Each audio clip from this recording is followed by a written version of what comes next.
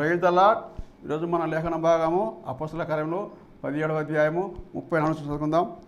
అయితే కొందరు మనుషులు అతన్ని హత్తుకొని విశ్వసించిరి. ఆమేన్. దేవునికి స్తోత్రం. హల్లెలూయా, హల్లెలూయా, హల్లెలూయా, స్తోత్రం. Gideon machine church GMC Shantinagar Nellore వారు ప్రజెంట్ చేస్తున్నటువంటి ఆయన హెచ్చవలసి ఉన్నది, హీ మస్ట్ ఇంక్రీజ్ అనేటువంటి అనుదిన కార్యక్రమానికి మీ అందరికీ, మీకు, మీ కుటుంబ సభ్యులకి, మీ బంధుమిత్రాదులకి, మీ స్నేహితులందరికీ ప్రత్యేకమైన ఆహ్వానం పలుకుతున్నాం. గిడియోన్ ఫెలోషిప్ ఇంటర్నేషనల్ GFI అనేటువంటి సహవాసం, ఈ సహవాసం యొక్క నాయకుడిగా నేను ఉంటున్నాను. గిడియోన్ మిషన్ చర్చ్ అనేటువంటి స్థానిక మందిరానికి కాపరిగా నేను ఉంటున్నాను. ఈ సహవాసము సంఘం తరపున ఈ కార్యక్రమం చూస్తున్న మీ అందరికీ ప్రత్యేకమైన వందనాలు తెలియజేస్తున్నాను. దేవుని స్తోత్రం. మీరందరూ క్షేమంగా ఉన్నారని నేను భావిస్తున్నాను. ఒకవేళ క్షేమము లేని పరిస్థితులు ఏమన్నా దేవుడు అనుమతించినట్లయితే ప్రార్థన చేస్తాం. ఎందుకంటే కొన్ని దినాలు రాబోతున్నాయి. లూకాసు వార్త 21వ అధ్యాయంలో ఆ దినాలు వచ్చినప్పుడు ఆ దినాలు తక్కువ చేయబడతాయంట. అంటే అవి కుదించబడతాయి. ఎందుకు అంటే తక్కువ చేయబడకపోతే ఏ శరీరం నిలవడం కష్టం. స్తోత్రం. దేవుడు వాటిని తక్కువ చేశాడు, షార్టన్ చేశాడు అని రాయబడింది. మన జీవితంలో కూడా కష్టాల్ని, నష్టాల్ని ఆయన షార్ట్ చేస్తున్నాడు, తగ్గిస్తున్నాడు. దాని మోతాదు పెంచకుండా మోతాదును తగ్గిస్తున్నాడు. మనకు ఇవ్వాల్సిన డిసిప్లినరీ డోసును తగ్గిస్తున్నాడు, శిక్ష యొక్క మోతాదును తగ్గిస్తున్నాడు. దేవుని స్తోత్రం. హల్లెలూయా. మనం ఆలోచిస్తున్న విషయం, ఈ దినము దేవుడు మనకు సమయాన్ని అనుగ్రహించాడు. ఈ దినము దేవుడు మనల్ని సజీవులుగా ఉంచాడు. ఈ దినం మనం ఆయన పని ఏం చేయాలి? నిన్న చేశామా ఆయన అప్పగించిన పని? మొన్న చేశామా? పోయిన నెల చేశామా? పోయిన వారం చేశామా? పోయిన సంవత్సరం చేశామా? ఆయన పొడిగిస్తున్న ఆయుష్ను అనుభవిస్తూ ఆయన కోసం పని చేయకుండా ఉండడంలో అర్థం లేదు. నాకు ఇవన్నీ ఎవరిస్తున్నారు? ఈ ఇల్లు నాకు ఎవరిచ్చారు? బిడ్డలను ఎవరు ఇచ్చారు? కుటుంబాన్ని ఎవరు ఇచ్చారు? దీని అంతటినీ ఇచ్చినటువంటి వ్యక్తిని నేను మర్చిపోతే ఎలాగా? ఆయన పేరు జెహోవా జైరే, యెహోవా ఈరే, యెహోవా ప్రొవైడర్. చూచుకునేవాడు, పర్వతం మీద చూచుకునేవాడు, లోయలో చూసుకునేవాడు, మైదానంలో చూసుకునేవాడు, ఇంట్లో చూసుకునేవాడు, మందిరంలో చూసుకునేవాడు, ఎక్కడైనా చూసుకునేవాడు. He's provider. ఈ సమయంలో మనం ఆలోచిస్తున్న మాట, నీకు నాకు ఒక పోషకుడు ఉన్నాడు. నా పోషకుడు విదేశాల్లో లేడు, నా పోషకుడు పక్క రాష్ట్రంలోనో పక్క జిల్లాలో లేడు. నా పోషకుడు పరలోకమందు ఉన్నాడు. పైనుండి మనకు సహాయము అందుతుంది. కాబట్టి దయచేసి మీ ప్రేయర్ రిక్వెస్ట్లు పంపించండి. ఈరోజు మనం ఆర్థికమైనటువంటి సమస్యల్లో నలుగుతున్న వారి కోసం ప్రార్థన చేద్దాం. స్తోత్రం. హల్లెలూయా. మీ ప్రేయర్ రిక్వెస్ట్లు దయచేసి పంపించండి. ఒకవేళ అప్పుల్లో ఉన్నట్లయితే ప్రార్థన చేస్తాం.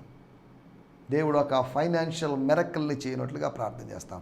చిన్న ప్రార్థన. పరిశుద్ధమైన దేవా, మాకు ఇచ్చిన మంచి దినము కొరకే మీకు వందనాలు. మా ప్రియులు అనేకులు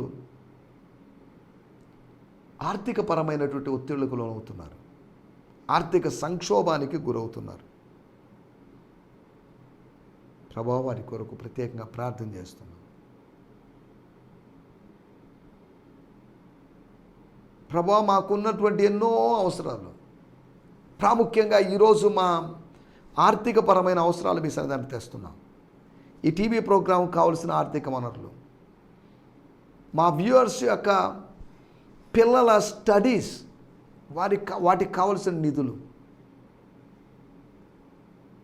మా కుటుంబాల్లో ఉన్నటువంటి పెద్దల యొక్క హెల్త్ కొరకైనటువంటి ఆ ట్రీట్మెంట్ కొరకైనటువంటి, ఆ మెడిసిన్స్ కొరకైనటువంటి డబ్బులు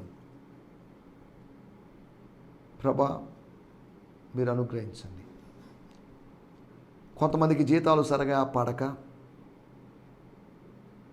కొంతమందికి పెన్షన్లు సరిగా పడక, అప్లై చేసిన లోన్ రాక,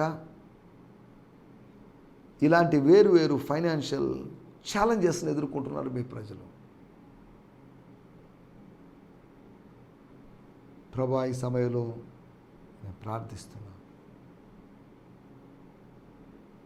తండ్రి, మీకు వందనం చేయిస్తున్నా. ఏదో మిరకల్ మనీ అని మేము అడగడం లేదు, కానీ నువ్వు మాకు అనుగ్రహించాలని, మా పితరుడైన అబ్రహాము విశ్వసించినట్లుగా, మా పితరుడైనటువంటి అబ్రహాము ఇస్సాకుతో చెప్పినట్లుగా, యెహోవా చూచుకున్నని చెప్పినట్లుగా, సందేహించేటువంటి, ప్రశ్నించేటువంటి, అవసరతల వెలుగులో ప్రశ్నించేటువంటి మా ఇస్సాకులతో మేము చెప్తున్నాం. చెప్పడానికి ప్రభువా యెహోవా ఈరే అని చెప్పే విధంగా మాకు ఆత్మలో నిశ్చయతను మీరు కలుగు చేయ, నిర్ధారణను మీరు కలుగు చేయమని అడుగుతున్నాం. స్తోత్రం. రక్తం చేయ ప్రభువా మీకు వందనాలు చేయిస్తున్నాం. కొంతమంది ఆపరేషన్స్ కోసం, సర్జరీస్ కోసం డబ్బులు 3 లక్షలు 4 లక్షలు అలా అప్పులు చేసి, కొంతమంది ఆయన ఫ్యామిలీ మెయింటెనెన్స్ కోసం వాళ్ళు డబ్బులు అప్పులు చేసి 3 లక్షలు 4 లక్షలు 10 లక్షలు 20 లక్షలు దాని ఇంట్రెస్ట్ కట్టలేక నలిగిపోతూ ఇలాంటి వారు ఉన్నారు. వీరందరినీ మీ సందానికి తెస్తున్నాం. తండ్రి మీకు వందనాలు చేయిస్తున్నాం. ఈ సమయంలో మీరు మాతో మాట్లాడండి, మమ్మల్ని బలపరచండి ప్రభా. మేము ఎంతసేపటికి మా సమస్యలు మేము చూస్తూ కూర్చోలేదు, మేము మీ వైపు చూస్తున్నాం. మా ప్రాబ్లమ్స్ వైపు చూడడం లేదు, కానీ మా ప్రాబ్లమ్స్ సాల్వ్ చేసే వ్యక్తి నీ వైపు మేము చూస్తున్నాం. మీరు చెప్పారు, ఆకాశపు వాక్యలు విప్పి పటజాలని విస్తారమైన ధనమును ఐశ్వర్యమును ఇస్తానని చెప్పారు. ఒకడు నన్ను ప్రేమించిన వాడిని ఆస్తికర్తగా చేస్తా అని చెప్పారు. అంధకార స్థలముల్లో మరుగైన నిధులు, ధనాన్ని నీ ఇస్తానని మీరు వాగ్దానం చేశారు. ఈ వాగ్దానాలన్నీ మేము గుర్తు చేసుకుంటున్నాం. తండ్రి మీకు వందనాలు. మమ్మల్ని ధనవంతులుగా చేయుటకు మీరు దరిద్రుడాయను అనే మాటను మేము జ్ఞాపకం చేసుకుంటున్నాం. ప్రభువా మీకు వందనాలు చెల్లిస్తాం. ఈ సమయంలో మమ్మల్ని అందరినీ మీ చేతిలో సమర్పిస్తూ, మీ మాటలు వినాలి మీ ప్రజలు. వినడం ద్వారా వాళ్ళ విశ్వాసం పెరగాలి. వాళ్ళ హృదయంలో విత్తబడినటువంటి ఏ విత్తనాన్ని, వాక్యపు విత్తనాన్ని, సత్య విత్తనాల్ని శత్రువు తీసుకొని పోకూడదు, దొంగలించకూడదు. కనుక ఈ సమయంలో మేము అద్భుతాల కోసం ఎదురు చూస్తున్నాం. అద్భుతములు జరిగించే దేవా, నిన్న నేడు నిరంతరం ఏకరీతిగా ఉన్న దేవా, మీ వైపు మేము చూస్తున్నాం. మాతో మాట్లాడి మమ్మల్ని బలపరిచి మేలు చేయమని యేసు నామములోనే ప్రార్థించగలుగుతున్నాం పరమ తండ్రి. Amen, amen, amen, amen. దేవుని స్తోత్రం. హల్లెలూయా. మన దైనందిన జీవితంలో మనం చేసేటువంటి స్ట్రగుల్స్లో ఫైనాన్షియల్ స్ట్రగుల్ ఒకటి. చాలని జీతాలు, ఇన్కమ్ సోర్సెస్ తక్కువ.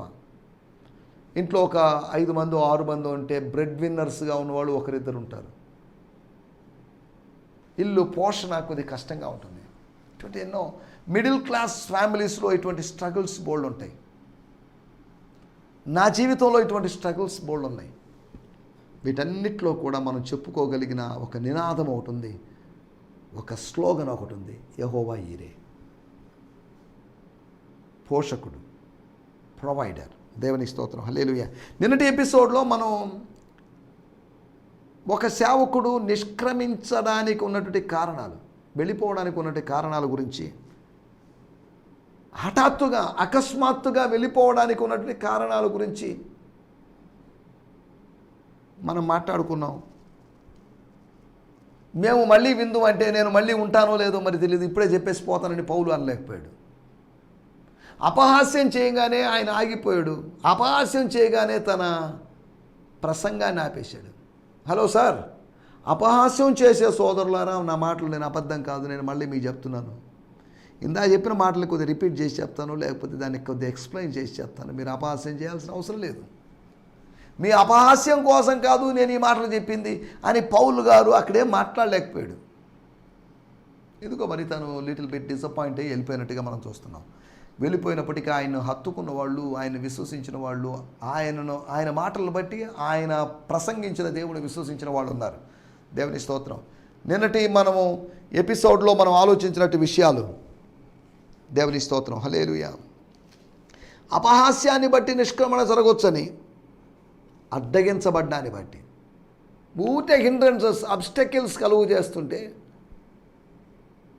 మనము బుద్ధిరా బాబు, మీ దగ్గరే చెప్పాలనుకున్నాం, మీరు అంగీకరించలేదు, మేము అందుకని మా వస్త్రాలకు ఉన్నటువంటి ఒకళ్ళ ధూళి అంటకపోయినా దాన్ని విదిలించేసి మేము వెళ్ళిపోతున్నాం బాయ్. మేము అన్యజనుల దగ్గరికి let's go to the gentiles. వాళ్ళు బెస్ట్ అండి, ఈ యూదుల కన్నా లేకపోతే ఈ క్రైస్తవులు అనబడి వాళ్ళకన్నా they are better. Let us go to them, they need gospel అన్నట్టుగా వాళ్ళు వెళ్ళిపోయారు. తర్వాత అభిప్రాయం కుదరకపోవడాన్ని బట్టి పౌలు బర్నబాలు విడిపోయారు. కుదరదు బ్రదర్, మీ మేనలను తీసుకొని వెళ్ళిపో, నేను ఎవరో ఒకటి తీసుకొని వెళ్ళిపోతానులే. సైలస్ ఎలాగున్నాడు, ఇంకెవరిని దేవుడు ఇస్తాడో లేదో మరి తెలియదు నాకు. నీకు ఇద్దరే, నాకు మీరిద్దరే, మేము కూడా ఇద్దరమే కదా, లేదా ముగ్గురం అవుతామేమో, ఎంతమంది అవుతామో తెలీదు. కానీ నీ మినిస్ట్రీ నువ్వు చేసుకో, ప్రభు చిత్తం అయితే మళ్ళీ ఎప్పుడైనా కలుసుకుందాం. నువ్వు నాకు ఇప్పటివరకు సపోర్ట్ చేసావు, మోరల్ సపోర్ట్ ఇచ్చావు, దాని కొరకు థ్యాంక్స్ అన్నట్టుగా చెప్పి విడిపోయారు. తర్వాత అభ్యర్థనను బట్టి వెళ్ళిపోండి అని వాళ్ళు అడుక్కోవడాన్ని బట్టి, వెళ్ళిపోండి బతిలాడుకోవడాన్ని బట్టి వెళ్ళిపోయారు. తర్వాత అల్లరిని బట్టి నిష్క్రమించాడు. అల్లరి ఎక్కువైపోతుంది. వారి కేకలే గెలిచెను, వారి అల్లరే గెలిచెను అని రాయబడలేదు. యేసుప్రభు కాలంలో వారి కేకలు గెలిచాయి. యేసుప్రభు మౌనంగా ఉన్నాడు. పిలాతుకి ఏం చేయాలో అర్థం కాని పరిస్థితి. ఇశ్రాయేలు ప్రజల యొక్క కేకలు గెలిచాయి. శత్రువు యొక్క కేకలు తాత్కాలికంగా గెలుస్తాయి, కానీ ఆత్మీయుడు వేసేటువంటి మౌన కేకలు, ఆత్మీయుడు ఆంతర్యములో నుంచి ఆత్మదేవునికి చేసేటువంటి ఆక్రందనలకి ఒకరోజు జవాబు వస్తుంది. దేవుని స్తోత్రం, హల్లెలూయా. ఆరోది ఆత్మ ప్రేరణను బట్టి నిష్క్రమణ జరగవచ్చు. వెళ్ళిపోతాను నేను యెరూషలేంకి, let me go to Jerusalem and die there. I'm ready to face my death అని మాట్లాడేటి పౌలు మనం చూస్తున్నాం. కాబట్టి సేవకుల యొక్క నిష్క్రమణ జరగకుండా, సేవకుల నిష్క్రమణ జరిగినా పర్లేదు, సేవకుని పంపించినటువంటి సేవకునితో ఉన్నటువంటి దైవాత్మ యొక్క నిష్క్రమణ మన దగ్గర జరగకుండా మనం కాపాడుకోవాలని మనం నిన్న కొన్ని విషయాలు మాట్లాడుకున్నాం. రండి, ఈ సమయంలో మన ధ్యానం నిమిత్తమై అపోస్తుల కార్యములు 17వ అధ్యాయము 34వ వచనం. స్తోత్రం. అపోస్తుల కార్యములు 17వ అధ్యాయంలోని లాస్ట్ మెసేజ్ ఇది. తర్వాత మనం 18వ అధ్యాయంలోకి వెళ్తాం. అనగా ప్రభు కృపను బట్టి ఒక 34వ మెసేజ్, 34 వచనాలునే 34 మెసేజ్లు ఇవ్వడానికి ప్రభు సాయం చేశాడు. దేవుని స్తోత్రం, హల్లెలూయా. చదవండి సార్. అయితే కొందరు మనుష్యులు అతన్ని హత్తుకొని, వారిలో అరియోపగీతుడైన దియోనూసియా దమరి అను ఒక స్త్రీయు వీరితో కూడా మరి కొందరును ఉండిరి. వాడొక భాషలో కూడా చదువుకుందాం సార్. నేను ఈలోపు 7వ అధ్యాయం చదువుతాను. 17వ అధ్యాయము 34వ వచనము. That is our keywords. But there were some who believed the message and join him from the day forward. ఆ రోజు నుంచి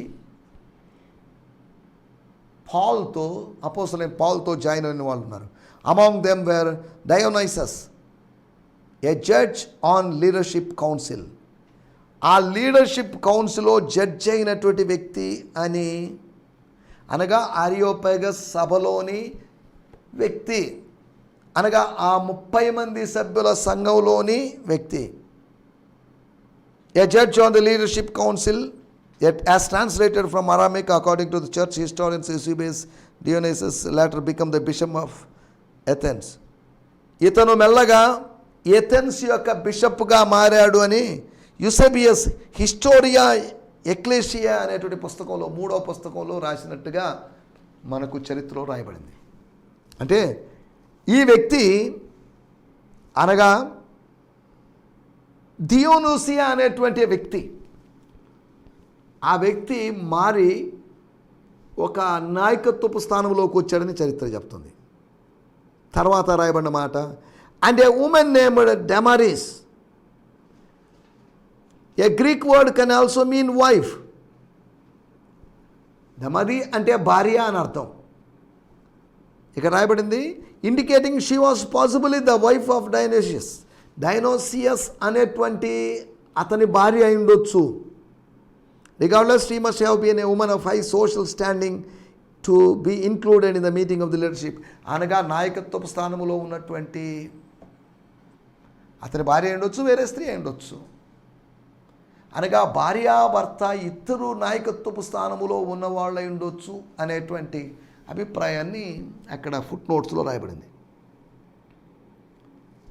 సరే, మొదటి భాగాన్ని చదువుకుందాం. అనగా అపోస్తుల కార్యములు 17:34. అయితే కొందరు మనుష్యులు అతన్ని హత్తుకొని విశ్వసించిరి. కొందరంటే అందరూ అని కాదు అర్థం.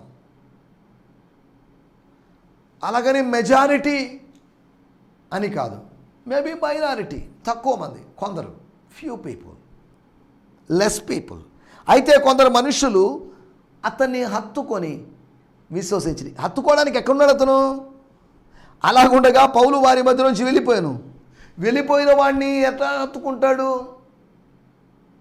స్తోత్రం. ఉన్నవాడిని హత్తుకోవడంలో అర్థం ఉంది, కానీ వెళ్ళిపోయిన వాడు వెళ్ళిపోయినట్టుగానే ఉన్నాడు, కానీ అతని స్పిరిట్, అతని ప్రెసెన్స్, అతని మెమరీస్ అక్కడ ఉన్నాయి. అతడు చేసిన ప్రసంగం అక్కడ ఉంది, అతడు జరిగించిన పరిచర్య అక్కడుంది. దేవుని స్తోత్రం, హల్లెలూయా. అతన్ని హత్తుకున్నారు. హత్తుకొని జీవించడం, హత్తుకొని విశ్వసించడం, హత్తుకొని జీవించినటువంటి హత్తుకొని జీవించినటువంటి రూతు. ముద్దు పెట్టుకొని వెళ్ళిపోయిన ఒక ఆమె ఉంది, కానీ హత్తుకొని జీవించిన ఆమె ఉంది. ఇక్కడ హత్తుకొని విశ్వసించినటువంటి ఒక వ్యక్తిని చూస్తున్నాం. దేవుని స్తోత్రం, హల్లెలూయా, స్తోత్రం. మనం ఇక్కడ ఆలోచిస్తున్న విషయాల్లోకి వచ్చేద్దాం. హత్తుకోవడం అనగా యాక్సెప్ట్ చేయడం, లిటరల్గా హత్తుకోవడం అని కాదు, అక్షరార్థంగా హత్తుకోవడం అని కాదు, అలాయ్ బలాయ్ అని కలుసుకున్నప్పుడు కౌగిలించుకోవడం గురించి కాదు, యాక్సెప్టింగ్, అంగీకరించడం. దేవుని స్తోత్రం, హల్లెలూయా. మనం ఇక్కడ ఆలోచిస్తుండే మాటలు, స్తోత్రం. 17:16. అపోస్తుల కార్యములు 17. వాళ్ళు ఎందుకు అతన్ని హత్తుకున్నారు? కొంతకాలంగా ఎథెన్స్లో ఉన్నాడు, కొంతకాలంగా ఎథెన్స్లో సింగిల్గా ఉన్నాడు పాల్, కానీ అతన్ని ఎందుకు ప్రజలు హత్తుకున్నారు అనే దాని గురించి మనం 4 కారణాలు ఆలోచించబోతున్నాం. నంబర్ 1, 17:16. పౌలు ఏథెన్సులో వారెవరూ కనిపెట్టుకుని ఉండగా ఆ పట్టణం విగ్రహంతో నిండి చూసినందున అతని ఆత్మ పరితాపం పట్టలేకపోయాను. దేవుని స్తోత్రం, హల్లెలూయా. అతని ఆత్మ పరితాపం పట్టలేకపోయింది. కారణం ఏంటి? రీజన్. దాని గురించి మనం మాట్లాడుకున్నాం. మనం ఆలోచించే విషయం ఏంటంటే అతన్ని ఎందుకు హత్తుకున్నారు? అతని పరితాపాన్ని బట్టి, అతని యొక్క ఆత్మలో కలిగిన మూమెంట్ను బట్టి, అతని ఆత్మలో ఉన్న వేదనను బట్టి, అతని బర్డన్ను బట్టి, అతని ఇన్నర్ లైఫ్ను బట్టి, ఇన్నర్ లైఫ్ యొక్క ఇంపల్సెస్ను బట్టి. దేవుని స్తోత్రం, హల్లెలూయా. మనం ఆలోచిస్తున్నట్టు మాట, ఒకటి అతని పరితాపాన్ని పట్టుకొని, అతని బర్డన్ని బట్టి అతన్ని హత్తుకున్నారు. అతన్ని అబ్జర్వ్ చేస్తున్నారు. ప్రజలు మనల్ని అబ్జర్వ్ చేస్తారు. వీఆర్ ద 5th గాస్పల్ అనే ఒక దైవజనుడు ఉన్నాడు. మనం 5వ సువార్త. మత్తయి, మార్కు, లూకా, యోహాను, ఈ 4 సువార్తలు ఉన్నాయి. ఈ సువార్తలు ఎవరు చదువుతారో లేదో మరి మనకు తెలియదు, కానీ 5వ సువార్త మనల్ని చదువుతారు, మనల్ని గమనిస్తారు. ఎక్కడికి వెళ్తున్నారు, ఏం చేస్తున్నారు, ఎలా మాట్లాడుతున్నారు, ఎవరితో మాట్లాడుతున్నారు, ఇవన్నీ ప్రజలు అబ్జర్వ్ చేస్తారు. అబ్జర్వ్ చేసి ఒకరోజు చెప్తారు, అతను మంచి వ్యక్తి అండి, ఆ మంచి వ్యక్తి అండి, షీఈస్ గుడ్, అని చెప్తారు. సరే, దేవుని స్తోత్రం, హల్లెలూయా. ఒకటి, అతని యొక్క పరితాపాన్ని బట్టి ప్రజలు అతన్ని హత్తుకొని ఉండొచ్చు. రెండో విషయం నేను మీకు జ్ఞాపకం చేస్తాను. 17వ అధ్యాయము 17వ వచనం. ఒకటి, సమాజ మందిరముల్లో యూదులతోనూ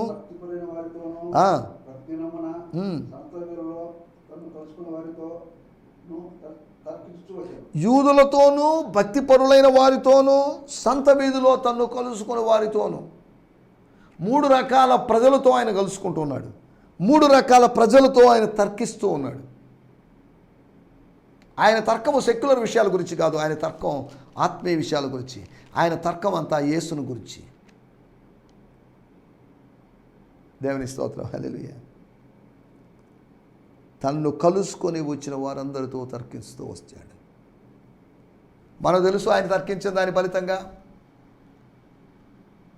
తెసలోనికలో ఏం జరిగింది, బెరయలో ఏం జరిగింది అనే దాని గురించి మనం మాట్లాడుకున్నాం.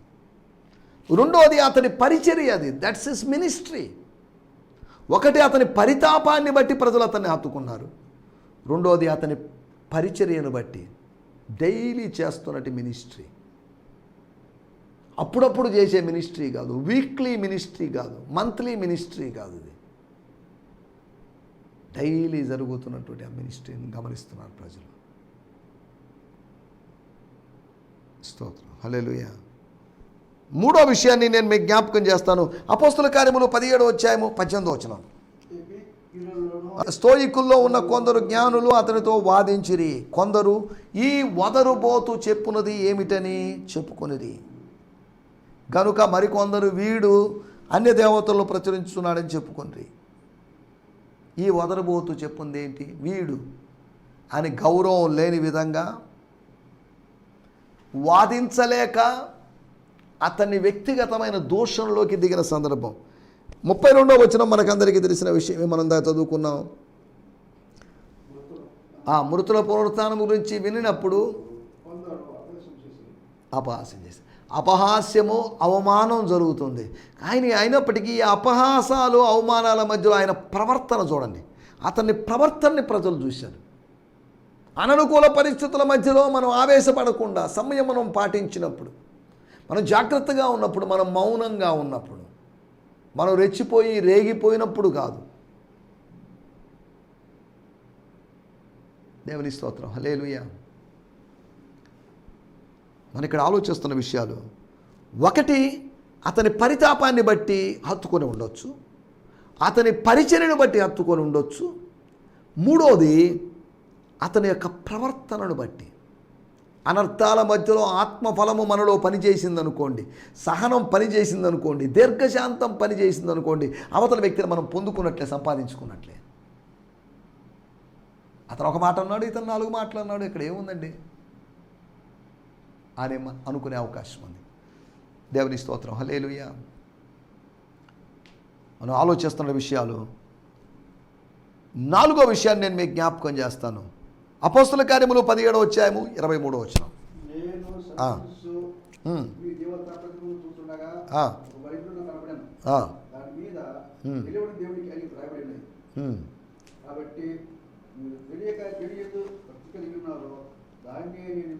దానినే నేను మీకు ప్రచురం చేస్తున్నాను. ఐఎమ్ డూయింగ్ సమ్ ప్రచారం,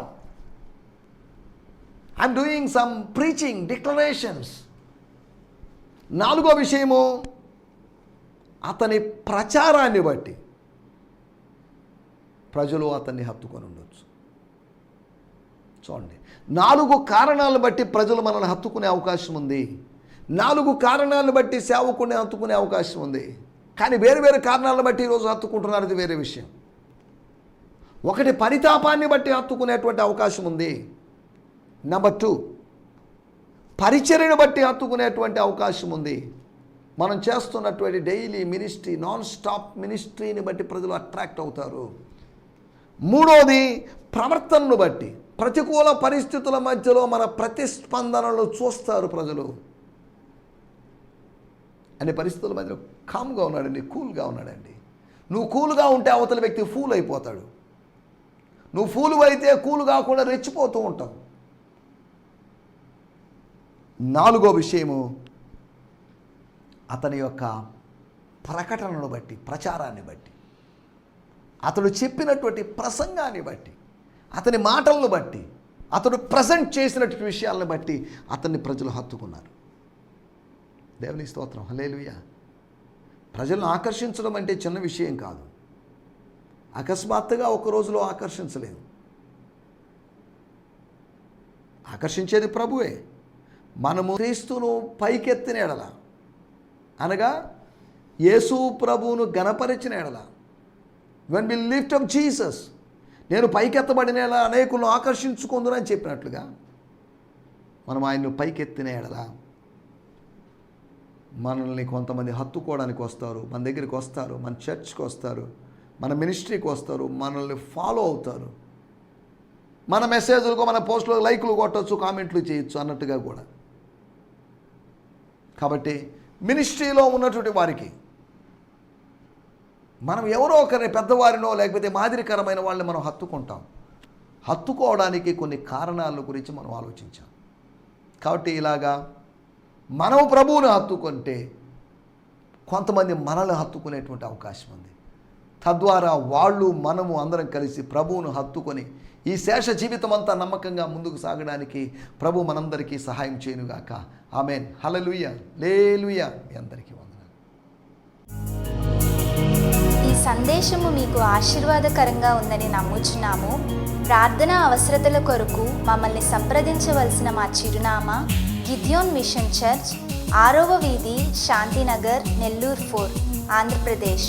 పిన్ 524004. మా ఫోన్ నంబర్లు 7036443613 మరి ఒక నంబర్ 9392293010. మా ఈమెయిల్ ఐడి gfihmi2015@gmail.com. దేవుడు మిమ్మును ఆశీర్వదించునుగాక. ఆమేన్.